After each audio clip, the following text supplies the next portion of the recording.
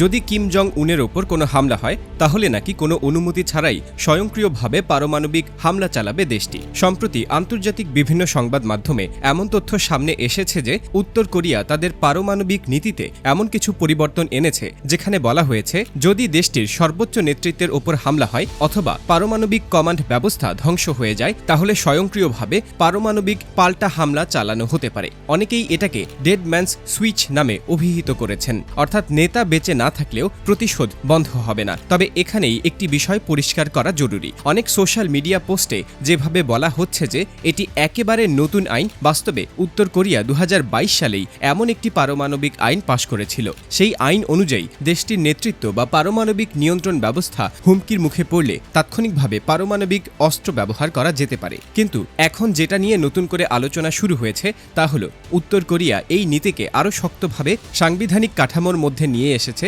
এবং এটিকে দেশের নিরাপত্তার কেন্দ্রীয় অংশ হিসেবে তুলে ধরছে। বিশ্লেষকদের মতে এই সিদ্ধান্তের পেছনে বড় কারণ হল সাম্প্রতিক মধ্যপ্রাচ্যের উত্তেজনা। বিশেষ করে ইরানে শীর্ষ পর্যায়ের কর্মকর্তাদের ওপর হামলার ঘটনাগুলো উত্তর কোরিয়াকে ভীষণভাবে আতঙ্কিত করেছে। পিয়ংইয়ং এখন মনে করছে আধুনিক যুদ্ধের ধরন বদলে গেছে। আগে যুদ্ধ মানে ছিল সেনাবাহিনীর মুখোমুখি সংঘর্ষ, কিন্তু এখন বড় শক্তিগুলো সরাসরি নেতৃত্বকে লক্ষ্যবস্তুতে পরিণত করছে।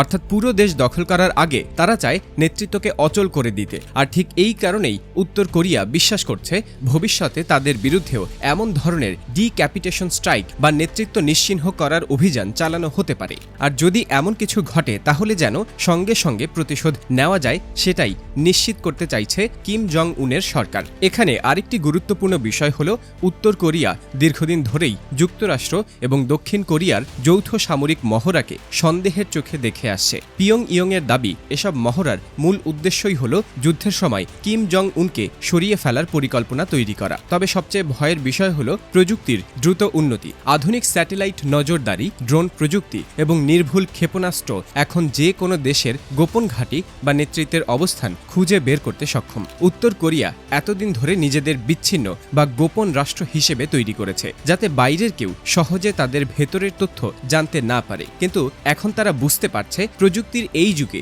সম্পূর্ণভাবে লুকিয়ে থাকা হয়তো আর সম্ভব নয়। আর এ কারণেই কিম জং উনের ব্যক্তিগত নিরাপত্তা পৃথিবীর সবচেয়ে কঠোর নিরাপত্তা ব্যবস্থাগুলোর একটি হিসেবে পরিচিত। তিনি যখন কোথাও যান তখন তার চারপাশে থাকে ভারী অস্ত্রে সজ্জিত দেহরক্ষী। বিদেশ সফরের সময়ও নেওয়া হয় অতিরিক্ত সতর্কতা। এমনকি অনেক সময় তিনি বিমানের বদলে বিশেষ সাজোয়া ট্রেনে ভ্রমণ করেন, যাতে তাকে সহজে লক্ষ্যবস্তু বানানো না যায়। কিন্তু এত কড়া নিরাপত্তার পরও উত্তর কোরিয়া পুরোপুরি নিশ্চিত হতে পারছে না, কারণ আধুনিক যুদ্ধ এখন এমন জায়গায় পৌঁছেছে যেখানে একটি স্যাটেলাইট ছবি, একটি ড্রোন অথবা একটি নিখুঁত ক্ষেপণাস্ত্র হামলাই পুরো পরিস্থিতি বদলে দিতে পারে। এখন প্রশ্ন হচ্ছে, যদি সত্যিই কোনো হামলায় উত্তর কোরিয়ার নেতৃত্ব অচল হয়ে যায় তাহলে কে পারমাণবিক হামলার সিদ্ধান্ত নেবে? উত্তর কোরিয়ার সরকারি নীতিমালা অনুযায়ী পারমাণবিক অস্ত্র ব্যবহারের চূড়ান্ত ক্ষমতা কিম জং উনের হাতে। কিন্তু যদি কমান্ড ব্যবস্থা ধ্বংস হয়ে যায় তাহলে আগেই নির্ধারিত সামরিক প্রোটোকল অনুযায়ী স্বয়ংক্রিয়ভাবে পাল্টা হামলা চালানো হতে পারে। আর এটি বিশ্বকে সবচেয়ে বেশি আতঙ্কিত করছে,